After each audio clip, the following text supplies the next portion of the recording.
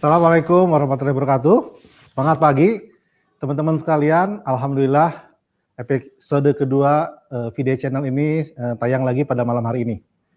Jadi teman-teman semua, pada hari ini kita akan berdiskusi, berbincang dengan Kang Hari Firmansyah, masih tentang aviapreneur, ya. Bagaimana teman-teman di dunia aviasi yang sekarang sedang menghadapi wabah ini, mencoba untuk survive dengan mengembangkan kemampuan entrepreneurship-nya. Teman-teman yang kemarin nonton mungkin sudah lihat bagaimana seorang Captain Pilot, ya, Captain Megah, berupaya untuk membangun bisnisnya, mengembangkan entrepreneurnya dengan menjual mie ayam. Ya, dan alhamdulillah kelihatannya kalau saya lihat di Instagramnya laku gitu ya. Teman-teman saya kemarin jadi pada datang ke sana. Ya, selamat buat Kang Megah. Nah, hari ini kita ingin berdiskusi dengan Kang Hari Firmansyah tentang respon dari teman-teman ini kepada kondisi saat ini. Kang Hari Firmansyah ini motivator, ya. Beliau punya satu branding, satu metode tentang high class respon. Jadi bagaimana merespon satu kondisi dengan baik. Nah, jadi teman-teman sekalian, kita akan sapa dulu Kang Harinya nih. Assalamualaikum Hari. Waalaikumsalam warahmatullahi wabarakatuh, Kang Firda. Masya Allah, apa kabar Kang Firda? Alhamdulillah, damang Hari. Alhamdulillah, sehat, bahagia, bersyukur lahir dan batin, insya Allah. Alhamdulillah. Mudah-mudahan Kang Firda juga kayak gitu. Amin. Ini bahagia banget Kang Firda bisa diundang sama Kang Firda, dan ini kalau saya harus ngomong sekarang buat teman-teman yang ada di bisnis aviasi, entah itu pilot, entah itu co-pilot, entah itu steward, stewardess gitu ya. Anda sebetulnya punya contoh satu, entrepreneur yang udah sukses banget, tapi nggak mau ngomong bahwa dia adalah entrepreneur. Bahkan sekarang dia jadi host. Yang sekarang lagi nge-host saya ini, Kang VDA ini adalah salah satu sosok, sebetulnya ditumbuh kembangkan sebagai pilot, tapi justru berkembangnya, melesatnya sebagai entrepreneur. Jadi Kang Firda cocok banget punya channel YouTube kayak gini. Mudah-mudahan bisa ngangkat teman-teman di dunia penerbangan. Amin. Ya, alhamdulillah, mudah-mudahan kita saling menginspirasi, tidak hanya di dunia penerbangan, ini dunia penerbangan hanya sebagai salah satu contoh. Mudah-mudahan yang lain pun semisal kalau menghadapi kondisi seperti ini bisa mendapatkan inspirasinya. Amin. Ya, Kang Hari, jadi gini, mungkin lebih lanjut tentang high class respon ini bisa dijelasin dulu nggak sedikit gimana tentang high class? Baik, sapaannya apa nih buat teman-teman semuanya yang di VDA ya? Jadi gini, guys, high class response ini guys aja ya. Jadi gini, Bapak Ibu, sahabat-sahabat VDA semuanya, high class response itu adalah modul yang kita desain based on research, Kang Firda. Semuanya berdasarkan research dari tahun 2007 sampai tahun 2014. Salah satu problem yang dimiliki oleh kebanyakan orang adalah gimana ngerespons kejadian. Dan emang hidup itu kan beralih dari satu respon ke respons yang lainnya. Dan problem kita adalah kita ini biasanya terpaku sama kejadiannya. Yang kejadian itu sering banget ada di luar kendali diri kita. Alih-alih kita fokus sama sesuatu yang benar-benar ada di dalam kendali diri kita malah fokus kepada hal yang ada di luar kendali diri kita. Jadi hasilnya nggak bisa kita pegang, hasilnya nggak bisa kita tentukan, hasilnya nggak bisa dites dan ukur. Kenapa? Dan kita fokusnya di hal-hal yang ada di luar kendali kita. Nah, high class response ngajakin teman-teman semuanya, yuk kita fokus di yang satu ini nih. Sesuatu hal yang bisa kita kendaliin. Instead of yang satunya lagi, yaitu kejadian, ayo kita fokus di responsnya. Karena kita punya satu prinsip, apapun kejadiannya, hasilnya selalu tergantung dari respons yang kita berikan. Nah, kalau itu mau udah tahu tuh orang-orang, pembedanya apa dong high class response? Jangan sampai kita ngerespons cuma di level yang dasarnya doang, karena ternyata respons itu bisa kita leveling. Jadi kita pengen responsnya kejadiannya di responsnya dengan level yang tinggi. Ada basic, ada expected, ada desired, level ketiga, ada wow surprising, ada unbelievable, level keempat dan kelima. Kita sadur dari Ron Kaufman, itu guru service internasional. Nah, yang kita inginkan respons itu ada di level keempat dan kelima. Kenapa Kang Firda sekarang mendapatkan kehidupan seperti yang Kang Firda punya? Karena Kang Firda ngerespons di level 4 dan 5. Gitu. Kalau kita kebanyakan 1, 2, 1, 2, 2, 1. Udah naik ke 3, udah desired, udah ngerasa nyaman. Ah, santuy aja. Kan udah gue ngerespon. Kan udah keren responnya. Keren kata siapa? Harus divalidasi. Gitu, brother. Jadi, high class response adalah salah satu modul yang didesain untuk mengentaskan one of our toughest problem. Permasalahan terbesar kita semuanya, apa itu? Meresponsnya di kejadian. Which is, itu nggak bisa kita ukur. Kita mencak-mencak nyalahin macet, kita mencak-mencak nyalahin pemerintah, kita mencak-mencak nyalahin sistem politik, sistem kesehatan, dan lain sebagainya. Itu di luar kendali diri kita, guys. Tapi pakai masker kita lupa, kan sayang banget itu. Salah respons. Gitu, Kang Firda. Siap. Keren nggak tuh? Bayangin, jadi memang ada satu kejadian dan kita bisa merespon tadi sampai berapa? 5 ya? Sampai 5 level. Iya. Jadi teman-teman semua, Kang Hari ini tadi menyampaikan tentang bagaimana kalau kita merespon kejadian itu dengan berkelas, dengan baik. Itu dulu gimana proses menemukannya, Kang Hari bisa sampai menemukan kata-kata apa high class respon itu kan keren juga tuh. Alhamdulillah. Allah yang mengizinkan itu kita sampai ketemu kata-kata itu. Kalau prosesnya sendiri itu adalah ketika dari tahun 97 sebetulnya, zaman Krismon banget itu. Tahun 97 ya. Itu kita lagi mejehna ya, lagi mejehna itu karena ini untuk seluruh Indonesia, mejehna itu apa ya? Lagi lucu-lucunya gitu. Lagi butuh biaya untuk gaul banyak. Ternyata orang tua kena hantaman krisis ekonomi tahun 97-98 dan itu semuanya boom. Dan dari tahun 97 sampai tahun 2007, 10 tahun itu berada di zaman kegelapan, Kang Firda, darkest hour. Gitu. Dan kenapa ada di darkest hour? Karena kita nggak fokus sama gimana ngerespons kejadian tahun 97. Jadi kita tuh nyalahin 97, terus nyalahin 98, terus saya nyalahin orang tua, terus orang tua juga nyalahin orang yang nipunya, terus kayak gitu. Itu terus-terusan mutar aja di sana, sampai kita menemukan kesadaran, tunggu. Kayaknya kita salah ini selama ini. Yuk sekarang kita perbaiki apa yang bisa kita perbaiki dari mulai diri kita dulu. Dinakodai oleh sang ayah ya. Kita cari apa yang paling passionate buat kita, saya, ayah saya, dan keluarga saya. Yang paling passionate itu apa ya? Yuk kita kerjain dari situ. Kami dulu 97 itu bangkrutnya karena ekspor impor rotan, Kang Firda. Tapi bangkit karena bisnis laundry. Laundry nggak asik banget ya, nggak sih, receh. Tapi itu nggak receh kalau punyanya banyak ternyata ya.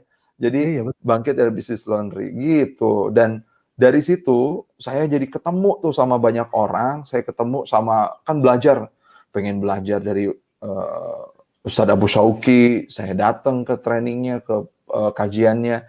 Pengen datang ke Bob Sadino, saya lihat, dulu belum ada YouTube-nya, tapi saya baca artikel-artikelnya, pengen lihat ke pemimpin Astra International, saya datengin itu kayak gimana sih pemilik Astra International itu. Jadi saya ngelihat dari situ, apalagi kan selama krisis 10 tahun di keluarga saya, ayah ini terus nge-supply terus buku-buku. Jadi untuk menghiburnya itu dia beli buku. Nah, cuma karena ayahnya stres, dia ngisi TTS, saya yang baca bukunya. Nah, dari buku-buku itu saya jadi ketemu sama tokoh-tokoh, saya jadi ketemu sama pembelajar, saya ketemu jadi sama wirausahawan, dan padahal udah bersumpah Kang Firda pada saat tahun 97 kita bankrupt, itu bangkrut. Tahun 98 saya kuliah, saya sumpah banget saya nggak mau jadi businessman. Saya pengennya pokoknya jadi pegawai Telkom aja. Makanya saya masuk ke Telyu, yang sekarang jadi Telyu. Dulu itu sosiologi UI dilepas, terus lagi HI Unpad dilepas. Padahal udah masuk di tahun kedua, tahun ketiga saya masuk sana, tapi saya pengen, saya pokoknya jadi pegawai Telkom aja titik. Tapi ketika pas lagi magang, dulu di Motorola, udah magang aja, udah digaji dan lain sebagainya. Saya mikir gue nggak betah banget ya kayak begini. Kayaknya gue jadi wirausaha aja deh. Karena itu sudah mendarah daging. Nah, sepanjang perjalanan hidup itu, saya menemukan, ternyata kuncinya bukan di kejadiannya loh. Ternyata kuncinya itu ada di responsnya. Dan yang saya syukuri, Kang Firda, kenapa judulnya High Class Response? Yang saya syukuri adalah adanya krisis tahun 97. Hidup yang paling saya syukuri saat ini adalah saya pernah ditemukan dengan krisis 97. Luar biasa ya. Padahal dulu mah nangis. Dulu mah nangis. Orang bisa kursus komputer, saya nggak bisa kursus komputer. Lawong PC aja gue kagak punya.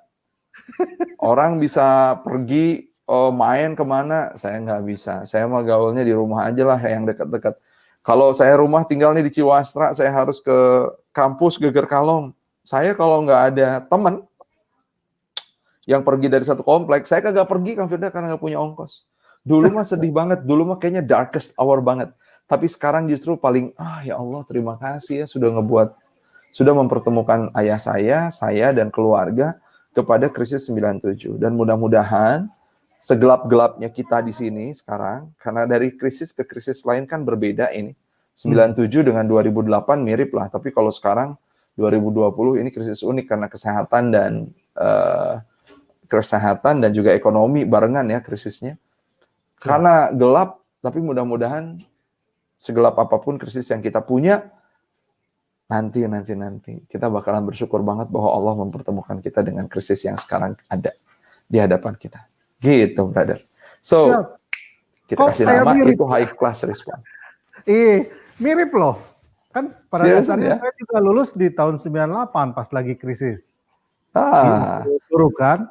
Jadi teman-teman saya nih nanti besok-besok yang akan mengisi channel ini juga, nanti saya akan tampilkan beberapa teman yang kami sama-sama lulus di tahun 98 dan mengalami kira-kira 4 tahun itu nggak terbang, gitu kan. Malah mencari pekerjaan, malah ada yang jadi security, malah ada yang jadi bahkan mohon maaf kuli bangunan ada gitu. Oh ya, dari Curug ya? Iya dari Curug, angkatan saya gitu. Tapi pasca itu setelah 20 tahun kita bersyukur kan teman-teman rata-rata sudah jadi kapten semua. Gitu. Alhamdulillah saya juga bisa mencapai sampai ke level ini. Nah, sangat mungkin nanti gitu ya kita lihat krisis saat ini kita nanti meresponnya seperti apa dan mungkin nanti 20 tahun yang akan datang kita akan bersyukur juga kali ya sebagaimana kita bersyukur. Amin. Kang Hari ini terima kasih loh inspirasinya. Tapi tadi ada satu juga yang bagus menurut saya itu ya. Kan ada quote Anda 5 tahun yang akan datang atau Anda di masa yang akan datang akan sangat tergantung pada buku yang Anda baca dan teman yang Anda bergaul ya. Benar. Nah, tadi jadi ingat dengan membaca buku ya. Iya. Saya jadinya survive dari baca buku gitu dan berteman dengan orang-orang yang senantiasa dalam keadaan sesulit apapun mereka bilang lu bisa, kita pasti keluar dari yang kayak begini, ayo kita tambah lagi gitu ya, diperhebat lagi usahanya.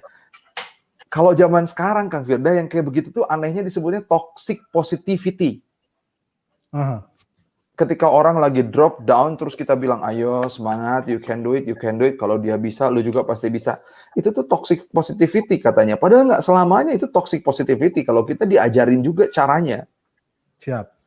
Setoksik-toksiknya positivity, kalau kita ngikutin itu, nanti akan jadi positif loh hasilnya. Yang kita nggak suka itu adalah, lagi sedih lu ngajak dipositifin, padahal kan nggak kayak gitu. Merasa sedih juga boleh, merasa drop juga itu bagian dari rasa. Ngerasa marah terhadap sesuatu diizinkan di awalnya, meskipun ketika kita bisa menahan amarah kita, wah hadiah dari Allah jauh lebih hebat gitu ya.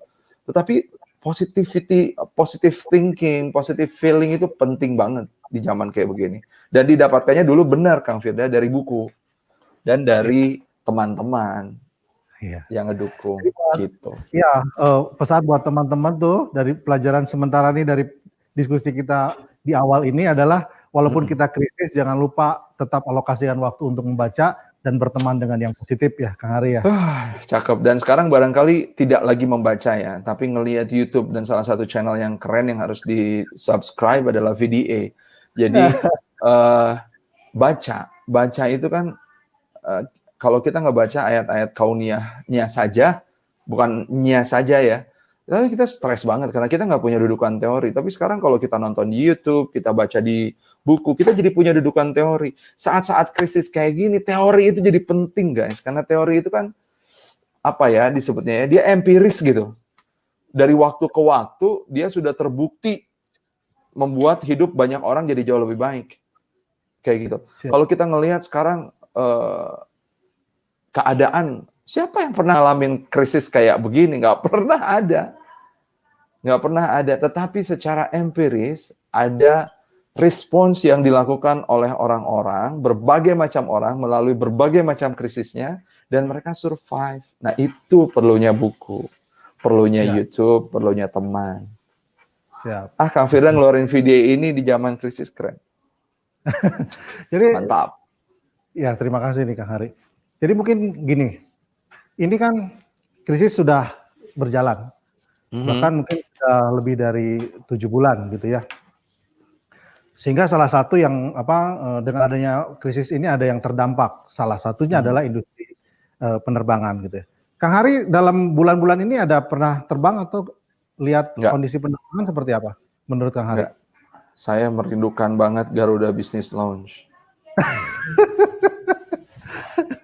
Sumpah. Jadi kemarin kapan ya saya posting, ya Allah, biasanya tuh kalau penerbangan subuh Kang Firda, penerbangan paling pagi ya, jam 5 atau setengah 6 gitu ke Ujung Pandang atau ke mana gitu, ke Yogyakarta atau ke Surabaya, itu tuh kan mampir dulu di lounge ya. Itu ngangenin banget. Dan semenjak bulan Maret, nggak pernah terbang, Kang. Oh, sampai sekarang? Sampai sekarang. Padahal dulu kan biasanya seminggu 2 kali, at least seminggu 2 kali terbang.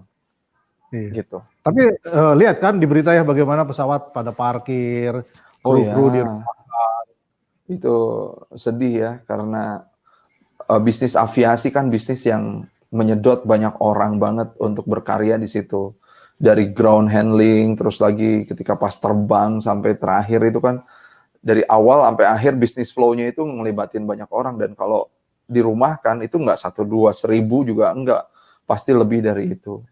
Jadi turut berempati banget sama teman-teman yang ada di bisnis aviasi, dimanapun posisi Anda, I heard you banget. Mudah-mudahan Allah kuatkan dengan kondisi seperti ini dan dikasih secercah hope dan action untuk belajar, gitu. Ngelihat banget Kang Firda. Ya, dan ini kan masalahnya juga terjadi secara global, bukan hanya di Indonesia. Gitu. Kemarin saya baca cukup viral kayaknya di media sosial, bagaimana CEO Singapore Airlines itu sudah membuat surat kepada karyawannya dengan sangat berat hati, memutus hubungan pekerjaan sampai sekitar 2.600 orang. Oh, Masya Allah. Ya apalagi Singapura kan nggak punya penerbangan domestik ya. Iya ya. Kita masih ada penerbangan domestik. Ya. Itu kan nggak ada ukurannya ya berarti ya. Dia adalah salah satu maskapai terbaik dunia, perusahaan terbaik dunia. Tetap aja dikasih krisis kayak gini, juntai juga. Meskipun dia nggak punya domestic flight ya. Tapi ternyata ketika dikasih yang kayak begini, luar biasa, ini ujian buat kita sedunia. Dan Kang Firda, kayaknya kita harus bersyukur nih. Kenapa? Karena nggak sering kita dapat 2 training sekaligus. Training yang pertama kan kalau kita ngikutin training, sengaja kita ngelihat flyernya, kita ngelihat iklannya, kita bayar, terus lagi kita ikutin aktivitas di dalam training tersebut. Nah sekarang ada training kedua nih. Training kedua itu apaan? Kita nggak pernah lihat iklannya, nggak pernah bayar pendaftarannya, nggak pernah ngomong sama PIC-nya, tahu-tahu kita udah ada di dalam ruangan training aja, dan kita nggak bisa ngeloyor pergi, udahan ya gue keluar dulu, nggak bisa, sampai si trainernya bilang, trainingnya selesai, and then finish, baru kita bisa selesai trainingnya. Nah itu namanya unintended training. Yang pertama intended training, training yang disengaja kita ikuti, yang sekarang training nggak disengaja. Kalau training yang disengaja itu sifatnya, teman-teman, sifatnya adalah semakin kita effort untuk ngeluarin duit, ngeluarin tenaga, ngeluarin waktu, supaya kita bisa ikutan training, itu biasanya lebih ngefek tuh. Makanya kalau trainingnya di luar negeri biasanya lebih nempel. Bukan karena trainernya lebih bagus, kagak. Karena usahanya lebih gede kitanya. Iya. Padahal trainer-trainer kita juga keren-keren kan untuk ngasih sertifikasi itu. Tapi kalau sertifikasinya di mana gitu, semakin lama semakin jauh, semakin ngelotok tuh kepala. Nah kenapa? Karena semakin effort kita ngeluarin effort, di situ semakin nempel. Tapi ada yang nggak bisa ngalahin se-effort-effortnya kita di intended training. Apaan itu? Unintended training, coy. Krisis ini unintended training. Kagak pernah ngelihat iklannya, nggak pernah daftar. Tahu-tahu kita lagi di training aja. Dan kita nggak bisa bilang sama yang punya training ini, udahan ya, gue keluar sendirian. Kagak bisa. Sampai yang punya training ini bilang, hey, trainingnya selesai. Dan di setiap training pasti dia lagi mempertinggi skills kita. Jika dan hanya jika, ya ada alpha stroke-nya, ada quotes-nya di situ. Jika dan hanya jika kita lagi sadar bahwa kita ini lagi di training. Nah, kebanyakan kan kita kagak nyadar kita di training. Jadinya apaan? 6 bulan dari bulan Maret sampai sekarang September, misuh-misuh. Ambekan. Wah, ini kayak begini, resek banget nih, apaan sih penerbangan ditutup-tutup. Gua kan harus menghidupi banyak orang. Aduh, catering gua sekarang ditutup. Terus aja marah-marah. Padahal ini kalau kita mau sadari, this is kind of training yang dikatakan sebagai unintended training. Ngegedein bukan cuma kapabilitas, bukan cuma skills, tapi juga kapasitas. Dan ini jarang terjadi. Maka seberat apapun saya tetap empati kepada teman-teman Indonesia yang berjibaku di medan laga, di frontliners, jadi nakes, para pilot yang sekarang banyak dirumahkan, teman-teman di aviasi bisnis yang sekarang banyak dirumahkan. Saya berempati banget sama Anda, merasakan apa yang Anda rasakan juga. Tapi guys, percaya. Lewat krisis ini kita nggak cuma dituntut untuk naikin kapabilitas, tapi kita juga naikin kapasitas. Keluar dari sini kapasitas kita makin gede, rezekinya makin gede, coy. Sebelum training kita kapasitasnya segini, selama training ini makin panjang dengan sabar kita ngikutin dinamikanya. Sabar itu artinya kita menerima dan kita belajar. Teman-teman semuanya, tiba-tiba kapasitas kita ngegedein. Kang Firda ini habis training yang namanya COVID, bukan cuma rumah sakit lagi. Udah jadi owner jalan tol bisa-bisa dia. Amin. Gitu.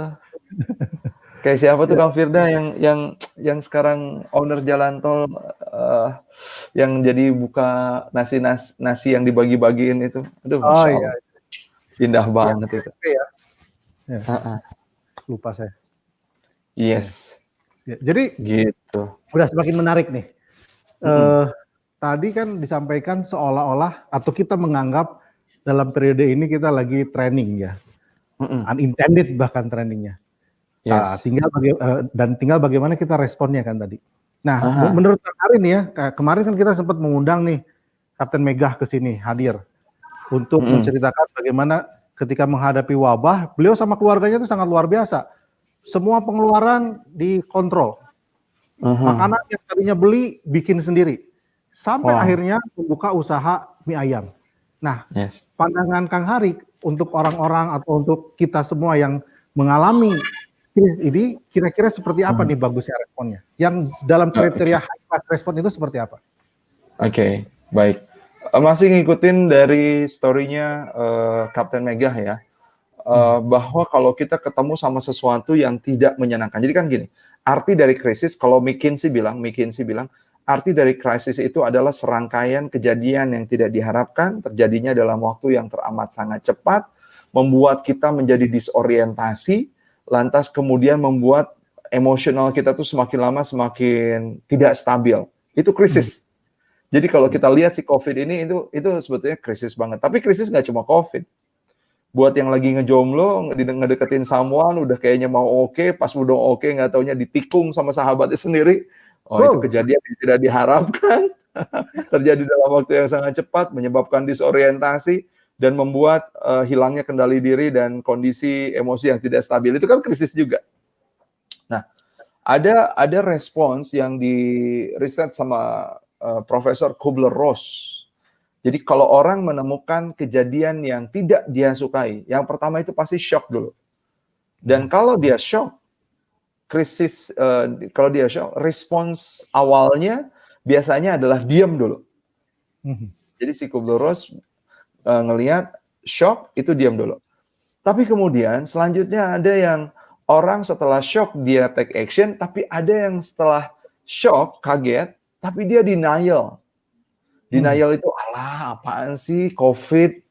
Dia kagak pernah bisa masuk ke tropis ke Indonesia, dia nggak suka ke yang panas-panas, dia suka cuma yang dingin doang. Percaya diri dong, ngapain sih takut-takut? Itu kalau nggak percaya diri, imunitas lo jadi lemah. Itu tuh adalah kata-kata yang menunjukkan bahwa kita abai, menolak fenomena yang sedang terjadi. Udahlah, nggak usah cari-cari bisnis, makan aja tabungan. Orang pilot tabungannya gede, ngapain juga sekarang jadi harus ngelihat bisnis kiri kanan. Guys, itu berarti lagi ada denial di dalam diri kita. Nah, ada yang setelah denial, terus dia sadar, aduh, gue nggak bisa kayak gini, terus nih gue harus ambil keputusan. Ada. Tapi ada yang nggak sadar, sehingga ketika dia denial terus-menerus, sementara krisisnya nggak pergi-pergi, si denial itu turun jadi frustasi malahan. Ketika frustasi itu cirinya adalah dia udah marah-marah, emosionalnya nggak stabil tingkat tinggi, itu udah frustrated. Udah bawaannya gemes terus. Nah, kemudian ada orang yang ketika habis frustasi terus dia sadar, Tuhan nggak boleh gue gini terus, pasti ada sesuatu di balik ini. Dia ambil keputusan. Tapi ada juga orang yang ketika dia frustasi, dia nggak ngambil keputusan. Kekeh keneh dengan denial, kekeh dengan kemarahannya, tapi nggak mau berubah. Finally dia depresi. Kayak gitu. Jadi, ini bisa, oke. Sebentar ya Kang Firda, mudah-mudahan bisa coret-coret sesuatu. Siap, mangga. I don't know. Oke. Oh, nggak bisa, nggak apa-apa. Jadi teman-teman semuanya, jadi kayak kurva V gitu ya, tak turun terus, gitu. Kalau udah depresi, mau nggak mau dia harus sadar supaya bisa naik. Kalau dia kagak sadar, ya dia jadi gila atau bunuh diri. Nauzubillah min dzalik. Tapi apa yang dilakukan oleh Captain Mega adalah awalnya pasti kaget, semuanya pasti kaget, shock dulu. Hah, ini apaan sih ini kok kenapa kok ya begini, kenapa kok diistirahatkan sampai jangka waktu yang tidak tertentu gitu ya. Pasti shock dulu, dan kalau shock itu diam dulu. Tapi kemudian ada nih, nggak mungkin lah ini terjadi, ini pasti cuman sebentar aja kok, nggak akan lama-lama. Dia denial, dia deny dengan itu, tetapi dia sadar bahwa apa ya yang sedang terjadi? Dia nanya dulu. Dan kalau lagi ada di fase deny, memang yang paling penting itu adalah making new alignment. Membuat kesepakatan baru. Captain Mega kan minggu yang lalu, kalau teman-teman nonton YouTube-nya, Captain Mega melakukan apa yang tadi Kang Firda bilang. Dia ngomong sama istrinya, ngomong sama anggota keluarganya, Beb jangan banyak belanja ya, ini sekarang lagi krisis. Yang kemarin beli di luar, makanan dari catering dari mana gampang banget, sekarang kita buat sendiri ya. Itu adalah new alignment. Itu adalah membangun kesepakatan baru tuh. Sederhana kan membangun kesepakatan baru. Kalau Anda seorang pemimpin di dalam tim, maka yang perlu diajak untuk membuat kesepakatan baru adalah tim Anda. Kayak gitu. Sorry banget kita nggak bisa ngegaji kalian full because of ini krisis, tapi kita pengen banget kita survive dan nggak pengen banget nge-PHK teman-teman semuanya. So, buat teman-teman ada pilihan mau terusin di sini tapi dengan gaji yang pokoknya saja atau kayak gimana, kita support. Nah, itu new alignment. Atau new alignment itu guys, ini adalah PSBB, jadi sebagian WFH, sebagian WFO demi keselamatan dan protokol kesehatan kita bersama. Itu making new alignment. Dan jangan lupa making new alignment itu adalah dengan diri sendiri dan Tuhan. Dilibatkan Allahnya. Making new alignment, wahai hari, sing sabar. Sekarang training nggak bisa offline. Sementara lu kalau offline kan kayaknya hidup banget itu. Nah sekarang kamu harus belajar online. Training online. Sambil duduk. Training sambil duduk. Sometimes juga sekarang jadi berdiri Kang Firda. Karena belajar. Dan itu ternyata bisa. Ya meskipun rada aneh juga training berdiri itu ya, bengok-bengok. Tapi kita nerima itu sebagai bagian dari new normalnya kita. Itu namanya new alignment, guys. Kalau kita bisa making new alignment di titik bahkan ketika denial, kita nggak akan nyampe ke frustasi. Tapi kalau misalkan sekarang Kang Firda, gue sekarang lagi adanya bukan di denial bro, gue orang mah nggak seambek kan, orang mah nggak segele, setiap ngelihat wajah seseorang itu kayaknya benci gitu ya, hilang kendali diri, nyalahin orang lain teh. Gue kayaknya udah benci banget. Nah itu udah frustasi. Ketika frustasi, kita harus sadar, diri gue frustasi nih, kayaknya bawaannya pengen senggol bacok. Apa yang perlu kita lakukan? Maximize communication. Memaksimalkan komunikasi, ngobrol. Ngobrol sama pasangan, ngobrol sama tim, ngobrol sama seseorang yang bisa diajak ngobrol, tapi jangan diam. Karena kalau kita diam, yang di sini ngobrol terus sendiri, yang di sini berkecamuk sendiri, turun nanti ke depresi. Nauzubillahimindzalik. Jadi ketika frustasi, maximize communication, dimaksimalin itu komunikasi. Dan jangan takut dianggap rapuh. Kang Firda, waktu pas kita tanggal 30 nih, tanggal Maret ya, kita udah mulai menerima high performa, HCR.id, udah banyak menerima surat pemunduran waktu sampai cancellation. Saya agak stres, ini kenapa terjadi kayak begini ya, shock dulu, diam dulu. Terus ketika pas cancellationnya sampai bulan Agustus gitu ya, wah ini lama banget, sampai bulan Juli dulu. Cancellationnya sampai bulan Juli, lama banget, jadi apa yang mesti gue perbuat ini dari Maret sampai bulan Juli. Sementara kalau nggak ada new training, kami cuma sanggup 2 bulan gaji, Kang Firda. Wow. Itu buat 16 orang cuma sanggup 2 bulan gaji tanpa new training. Dan ternyata seluruh perusahaan rata-rata kayak gitu. Retail bisnis, pemilik mall juga cuma 2 bulan gaji sanggupnya. Yeah. Nah, ketika saya sadar bahwa kita cuma punya cukup 2 bulan gaji dengan keadaan kayak begini, maka yang saya lakukan adalah making new alignment dan maximize communication. Memaksimalkan komunikasi. Dan kita cerita, hey, gue ada problem ini, dan gue sadar banget bahwa gue tuh dulu ngelihat perusahaan kita udah keren, kayaknya bakalan survive, ternyata dikasih yang kayak begini, perusahaan kita nggak punya cash flow yang sehat. Nggak punya, bukan cash flow, nggak punya cash in hand yang sehat. Gitu ya. Itu ngaku kayak gitu, itu bukan jadi orang lemah ngaku kayak gitu. Ngaku seperti itu tuh ya normal aja. Jadi being vulnerable di yang kayak begini, itu sah, teman-teman. Jangan kita ngerasa keren, oke, tapi wah di belakang kayaknya udah luka-luka gitu banyak ya. Tinggal collapse aja. Enggak, cerita sama orang yang tepat, cerita sama Kang Firda, cerita sama sesepuh yang bisa memberikan petua. Itu penting. Kenapa? Karena maximizing communication, memaksimalkan komunikasi, mengkomunikasikan apa yang ada di dalam hati kita. Dan Kang Firda, gue nggak difrustasi lagi nih Kang Firda, gue udah di depresi. Kalau lagi ada di depresi, cuman satu cara keluarnya. Apaan? Sparks motivation. Nyalain itu motivasi. Dengan apa? Dengan buku. Dengan apa? Dengan Al-Quran. Dengan apa? Dengan kajian-kajian. Dengan apa? Majelis ilmu. Maka ketika kita melapangkan diri kita, ketika kita berada di dalam majelis ilmu, sesulit apapun kita bermajelis, karena krisis nanti Allah yang akan melapangkan kita. Kenapa? Karena di dalam majelis ilmu itulah kita akan menemukan motivasi. Kalau lagi depresi, lu diajak how to juga lagi depresi. Ini loh caranya 1, 2, 3, pret. Gue udah dapet 100 juga, gagalnya 110, tahu apa lu tentang bisnis. Tetapi kalau lagi orang depresi, pengennya dia apa? Diajak ngobrol, diinspirasi, biar motivasinya keluar dari sendiri, ngelihat cerita orang lain. Ini kayaknya Kang Firda ngeluarin video ini juga adalah untuk inspiring and motivational channel gitu ya. Yang kayak gini yang bisa ngebuat survive. Kalau kita nggak bisa nemuin motif to action ketika di depresi, padahal itu udah titik yang paling bawah, udah lembah, ya sudah, bawaannya pengen bunuh diri, bawaannya pengen selesai. Tapi kalau kita menemukan dimanapun, kan nggak harus turun ke bawah dulu tuh guys, nggak harus turun dulu ke bawah. Bisa jadi kita menemukan titik acceptance-nya itu, pengambilan keputusannya itu di titik ba'da shock, di titik ketika denial, di titik ketika frustasi, atau di titik ketika depresi. Tetapi ketika kita ngambil keputusan, oke, saya mau coba. Ketika kita ngambil keputusan, itu kurva akan naik lagi tuh.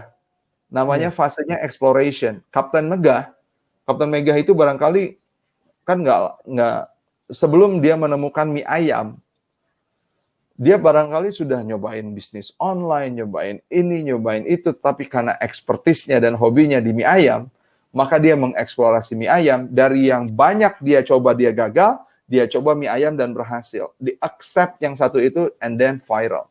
Dan kemudian viral. Gitu kan.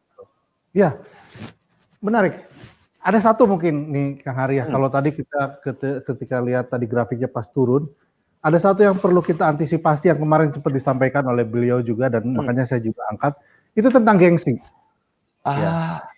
Jadi bagaimana nih bagusnya kita merespon tentang gengsi ini? Karena tadi kalau orang-orang di dunia penerbangan, apalagi seorang penerbang gitu ya, pun juga yang lainnya pramugara, udah biasa hidupnya glamor, udah biasa persepsi masyarakat ini banyak duit, tahu-tahu menggeluti bisnis dengan persepsi misalnya tadi kan mie ayam itu kaki 5 gitu. Nah, itu menurut Kang Hari gimana tuh? Ada satu cara untuk merespon gengsi itu bagaimana? Iya. Gengsi itu keluarnya dari ego ya. Dan karena ego itu di dalam, maka yang bisa mengobatinya adalah introspekta.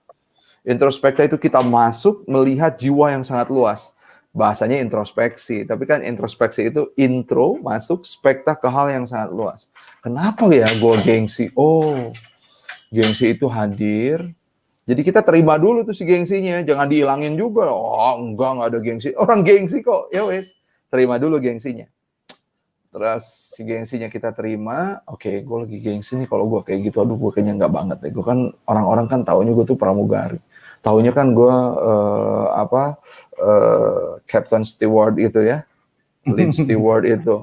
Gue kayaknya diantar jemput. Enggak, ngatur ya, wes, cakep. Nah, gengsi gue, oh udah, gengsinya diterima aja, tapi ditanyain, gengsi, lu kenapa datang di dalam diri saya? Nah ini kita udah mulai introspeksi nih, intro ke spekta yang sangat luas. Iya, karena aku tuh pengennya kamu terjaga dari cemoohan, aku nggak pengen kamu dibully, aku nggak pengen kamu begitu-begitu. Oh oke. Terus kalau misalkan aku tidak dibully, tetapi aku tidak berkembang, apa yang akan terjadi? Wah, lu makin tidak bergengsi. Kalau nanti tidak bergengsi, itu makin lenyap. Jadi apa ya dong yang harus aku lakukan? What you can do it lah. Apa yang bisa lu lakukan, lakukanlah. Gengsi disimpan dulu. Bukan dihilangin, Kang. Gengsi mah disakuan heula. Gitu kan. Jadi disimpan pada tempatnya. Gengsi itu disimpan dulu pada tempatnya. Nanti dipakai lagi ketika kita sudah menemukan acceptance dan acceleration. Gengsi boleh dipakai lagi. Tapi zaman sekarang lu makan gengsi. Ya salam. Kan tekanan itu berbanding lurus dengan gaya katanya ya. Makin banyak gaya lu makin banyak tekanan. Apalagi zaman kayak begini. Coba kalau misalkan emang gue masih perlu nggak ya ngegaya? Aduh, nggak deh. Ya, ternyata introspeksi itu kalau kita mau jujur nggak zamannya sekarang untuk gengsi-gengsian. Gitu. Iya, saya kebetulan kan tadi di teman-teman juga jadi sering berdiskusi ya. Ketika dari teman-teman saya kan banyak tadi yang sudah captain dari berbagai macam airlines, gitu ya. Banyak yang meresponnya dengan sangat kreatif. Ada yang mencoba usaha roti, ada yang mencoba usaha minuman gitu kan ya. Rumah makan juga ada.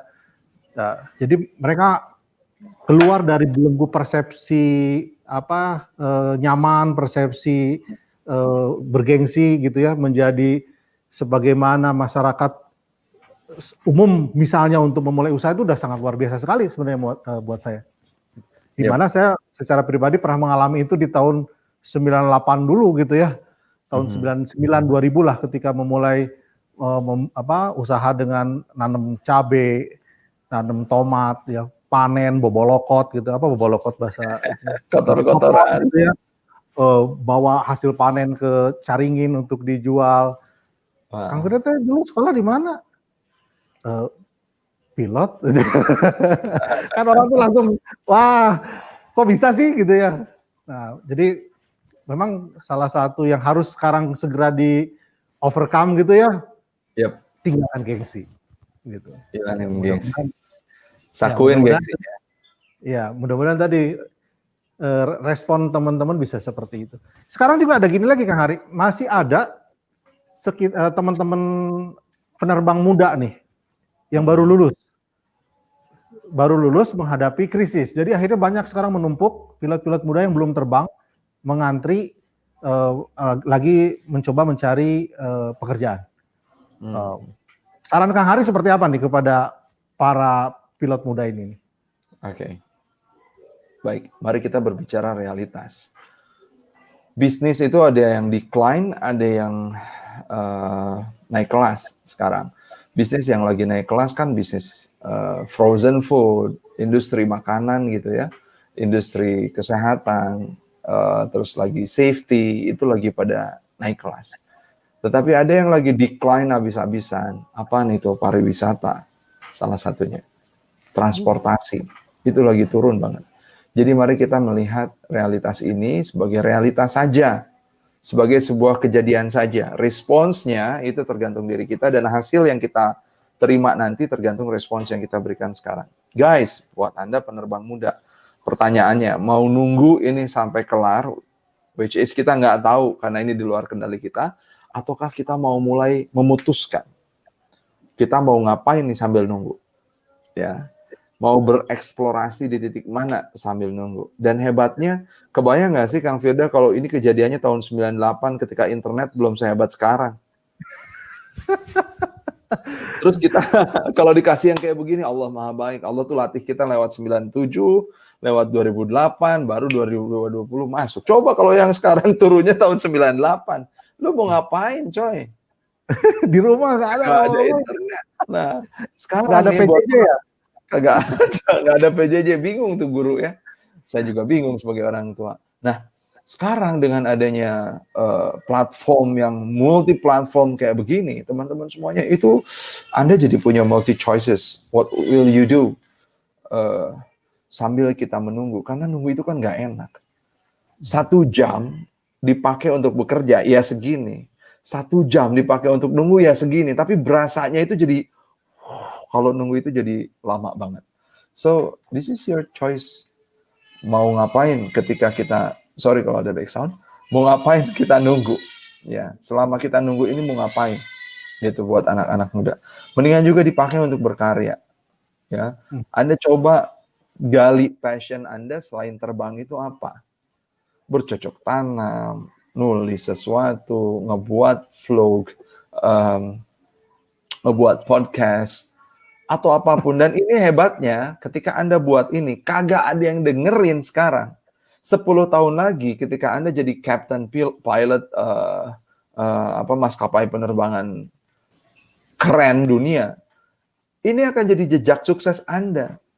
Di tahun 2020, gue pernah ninggalin podcast yang kagak didengar orang. Tapi nanti 10 tahun lagi, when you are someone in somewhere, somehow, itu jadi apa itu namanya ya? Itu jadi tabungan hak atas kekayaan intelektual yang Anda punya. Jadi jejak sukses yang Anda punya. Mendingan tinggalin jejak sukses yang banyak dibanding rebahan. Ya kan, Kang Firda? Gitu. Ya, jadi kondisinya kan memang sekarang ini sudah terjadi, kita pahami ini sudah terjadi kan ya. Tinggal tadi bagaimana meresponnya. Ada teman-teman tadi yang merespon dengan mencari solusi dan ada yang merespon dengan mengeluh.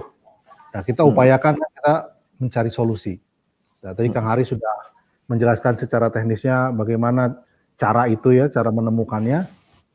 Nah, mungkin apa tipsnya dari Kang Hari nih supaya teman-teman ini terdorong untuk selalu merespon dengan high class respon?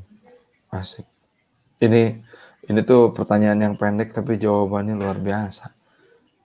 Kalau tips supaya bisa high class response terus, salah satu sebelum kita bisa merespons adalah ada proses pemaknaan di dalam kepala dan di hati kita. Respons yang kelihatan itu kan tindakan. Saya senyum. Ini Anda bisa lihat. Ini adalah respon yang kelihatan. Respons yang nggak kelihatan, di sini sama di sini. Senyum Lori, kalau kagak senyum lu dibilang sombong. Atau barangkali senyum aja supaya dibilang baik sama orang. Atau barangkali yang di dalam kepala sama dalam hati, senyum, because that's your originality. Itu adalah apa yang bisa kamu kasih bagi anugerah dari Tuhan. Nah, sebelum kita ngerespon kelihatan, ada yang terjadi di kepala kita sama di hati kita, namanya pemaknaan. Maka sebelum respons itu terjadi, ada pemaknaan dulu. Kenapa kita bisa memaknai sesuatu? Karena kita paham akan sesuatu. Kenapa kita paham akan sesuatu? Karena kita mempelajari hal tersebut. Kenapa kita bisa mempelajari hal tersebut? Karena kita mencari informasi sebetulnya ada apa ini. Jadi dari gali informasi, kita belajar sesuatu. Dari belajar sesuatu, kita jadi paham. Dari paham, kita jadi pemaknaan. Dari pemaknaan, kita jadi bisa ngerespon. Jadi kalau pengen high class response, guys, ujungnya adalah apa? Learn something. Belajar tentang apa yang sedang terjadi di hadapan kita. Pelajari itu. Kayak gitu. Soalnya kalau kita nggak mempelajari apa yang ada di hadapan kita terima sebagai ya udah kayak gitu aja, kita bakalan jadi stres sendiri dan kita nggak bisa memaknai. Kalau masih ingat tadi di menit keberapa kita berbicara tentang intended and unintended training, kita ini bisa ngerasa bahwa kita ini di training kalau kita sadar bahwa kita lagi di training. Kalau kita nggak sadar kalau kita lagi training, marah-marah terus. Nah, supaya kita sadar bahwa kita lagi di training, belajar.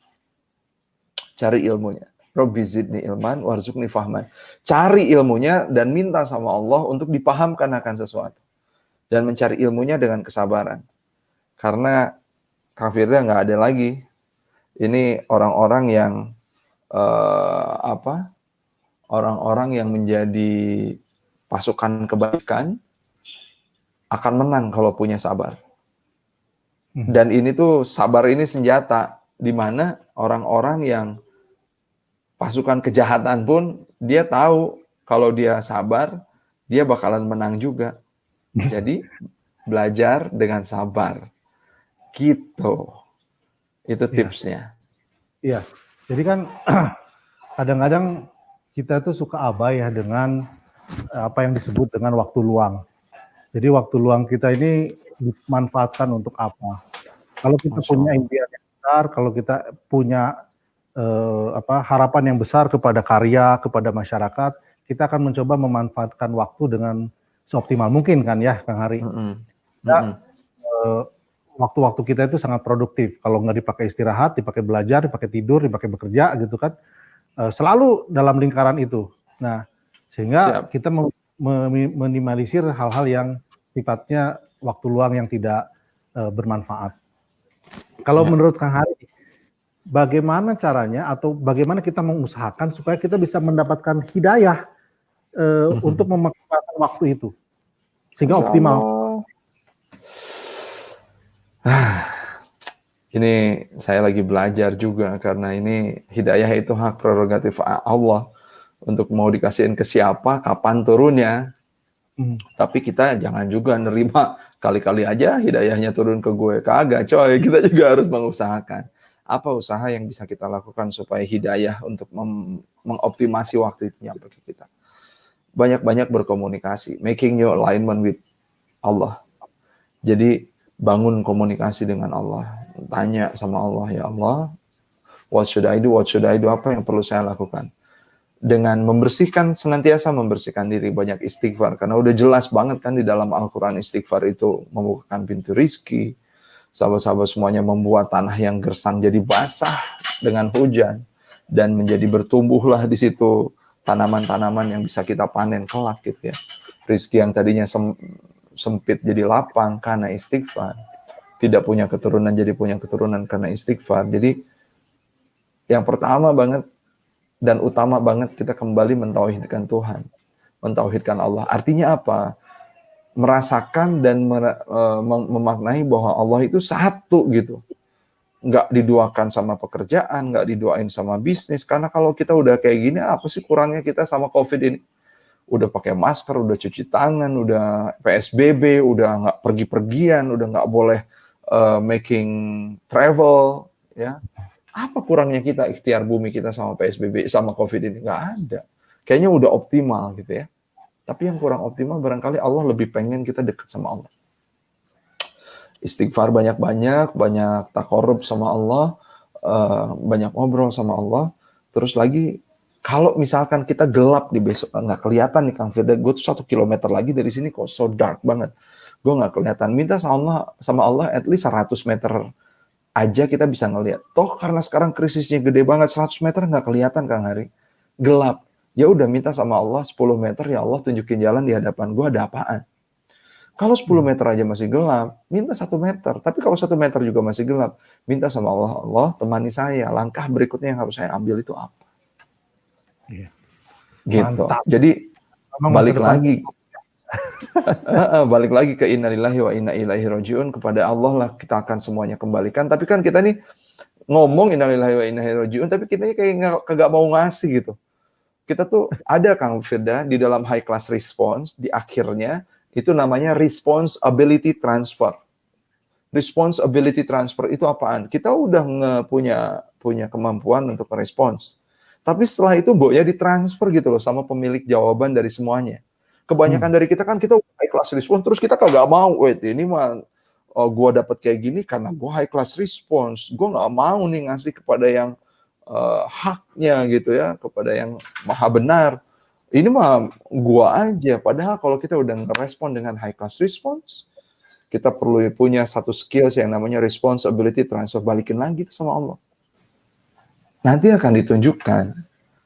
Kalau tadi kata McKinsey, krisis itu adalah serangkaian hal-hal yang tidak diinginkan. Kalau kata Allah di dalam Al-Quran, krisis itu adalah sesuatu yang Allah timpakan kepada kita, hanya sedikit ketakutan saja, kehilangan akan sesuatu.